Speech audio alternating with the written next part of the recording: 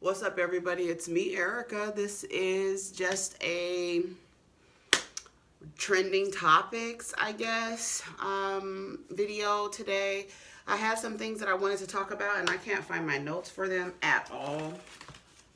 So I don't know where the notes went. So this is just going to be off the top of the head. First thing that I talked about this morning was this woman who tweeted Cardi B after Cardi B was playing WAP, and she was playing WAP and she was dancing. Looked like she was like maybe on a video or IG or something like that.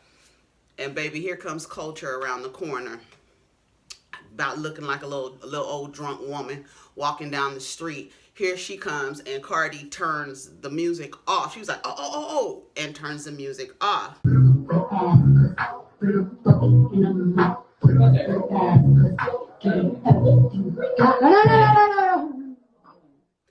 And this woman sends her an response to the video, because somebody posted it, of course, and said, so your daughter can't listen to it, but everybody else's daughter can? Okay, exactly what I've been saying. You have an agenda to push with that trash ass label you're with. Your, W-O-U-R, with. Disgusting. Cardi B responded and basically said, bitch, I'm not JoJo Siwa. Y'all know who y'all know who JoJo bitch, y'all know who JoJo Siwa is. First of all, lady, so your daughter can't listen to it, but everybody else's daughter can. Why is your daughter listening to WAP? Why is any child listening to WAP? Cardi B doesn't make music for children. She never has made music for children. When she came out, she was gangbanging. I mean, like, what are you talking about? If you are letting your child listen to WAP, then that's on you. That don't have nothing to do with the artist. The artist makes the music for their demographic. Now, if you are in their demographic and you have a child, then you need to be mindful of the music that you're listening to around your child, period. That's not anybody pushing anything. That leads me to this idea that so many people operate from, and that is this idea that someone is forcing you to do something.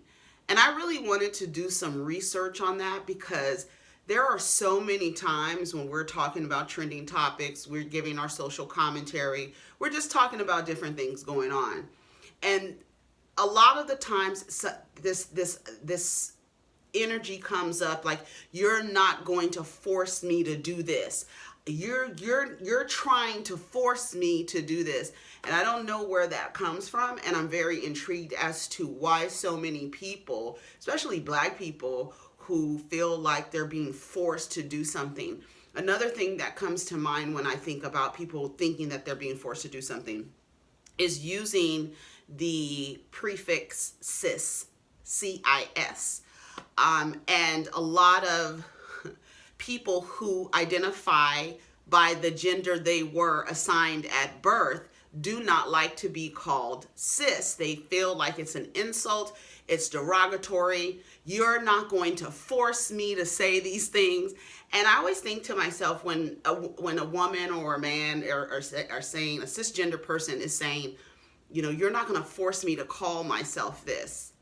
Well, when have you ever been forced to refer to yourself as anything? When? When has anyone ever forced you to call yourself something? In that frame, when we talk about cis, I think a lot of people who feel like they're being forced to are really never in groups of people where that has to be a distinction. So you'll probably never say it unless you are having conversations about trans women and you want to make sure that everybody knows to identify you as a cisgender woman. But the idea that people, what that made me think, those were two things that made me think of, you know, you're not going to force me to do this. Or another thing, you're not going to force me. Maybe in a patriarchy, women just feel like they're forced to do things without, really having a say in things. So maybe that's where it comes from. I'm not sure. But it really bothers me because I want to say, like, what happened to your sovereignty? Like, why don't you maintain your sovereignty and have an understanding that no one can make you call yourself anything? And I guess then you could say, then why do I need to call someone else what they asked to be called? Well, I think it's just polite. I just think it's the right thing to do. I work with a woman who, when she came into the job, she was actually in the middle of changing her entire name. She went by one name. She was coming in. She was like, I'm in the middle of changing my name. My name on all of my paperwork says, Betty, right? I'm just going to use a name. She says, all my paperwork says Betty, but can you call me Nancy? Guess what I did? I didn't say, well, your paperwork says Betty, so I'm going to you're not going to force me to make me call you Betty or Nancy, right? It's like, I think of how silly it is. But in this entire time that she's been working there, she's changed her first name, right? So we already had to call her something different. And now she's changed her last name. She has when that lady walked in the door, she has a whole new name. And how would she feel if I was like, I'm not going to call you that. That's not the name your mother gave you. You understand? Do you understand how ridiculous that is? I'm really thinking, I really don't want to get on the conversation of like the word cisgender. I don't really want that to be a topic, but it just it made me think about how people are always feeling like they're being forced to do something. And I really want to ask, what happened to your sovereignty? Do you not believe that you have sovereignty? Do you not believe that you are an autonomous human being and you don't have to do anything? You don't have to be forced to do anything, right? I don't know. I thought that was kind of funny. Let's see, what else is going on?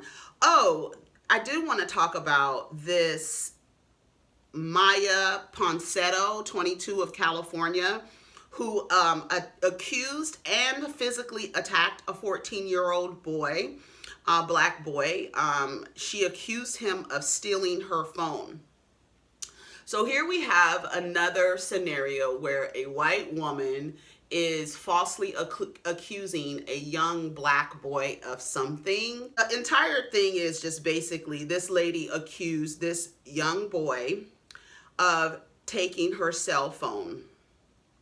She attacked him. She tackled him. He is actually the son of a Grammy award-winning jazz trumpeter, Keyon Harold. It was a trip because the woman kept saying, oh, he has my phone, he has my phone. And he was like, no, I don't, and going back and forth. And then she attacks him.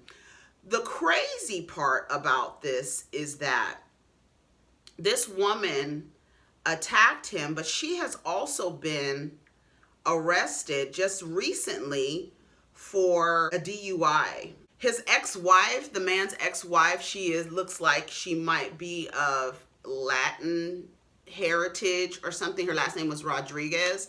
And she basically said that, I was scared for my son. But then, she was being interviewed and I forgot his name on Good Morning America. He asked her, he says, how do you feel what conversations do you have with your son about people like this? And she's like, I would have to explain that this is probably because you are black. Not probably.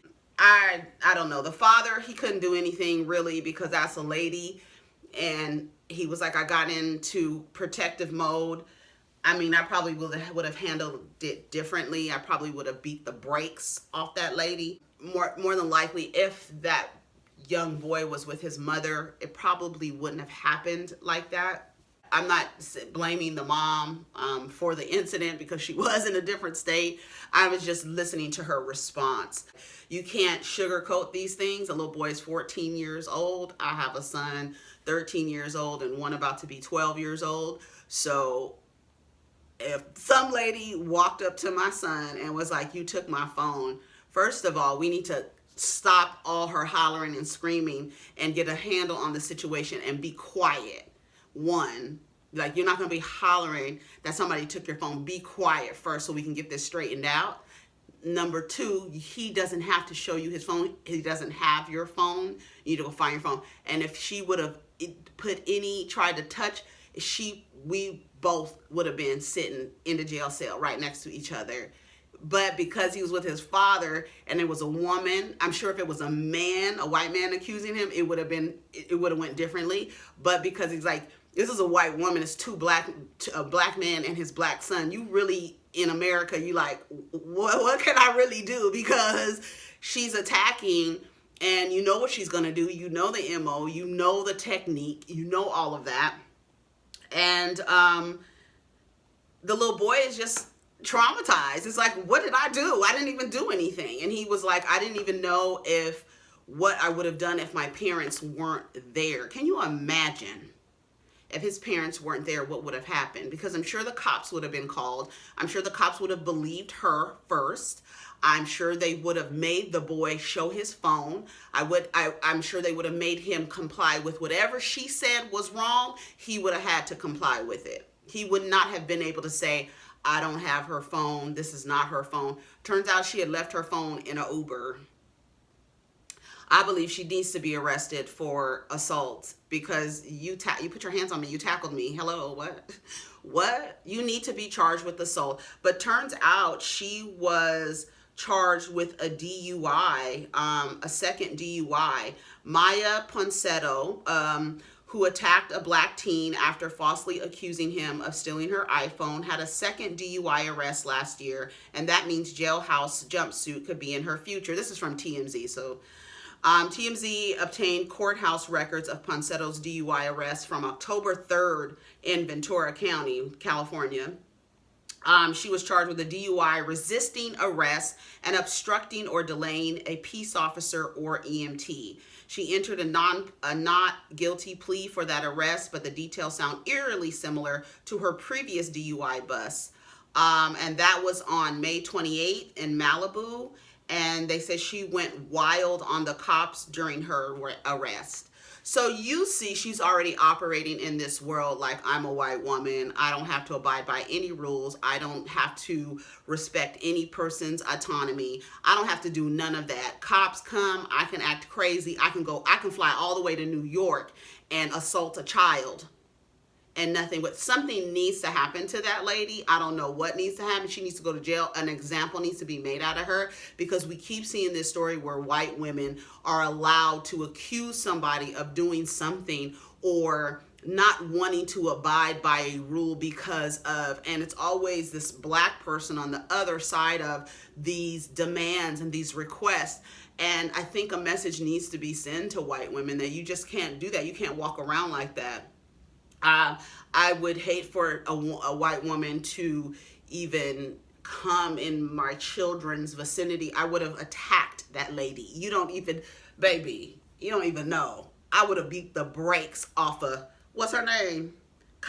Miya. I would have beat the brakes off of Miya Ponsetto from California. Do you hear me? There's no way in the world. It was just the way that the father was just like, you know, the father couldn't really do, like, again, he couldn't really do anything. And then the mother, she was like, well, it's probably, I would just have to tell him it's probably because you're black. No, it's because he's black, not probably.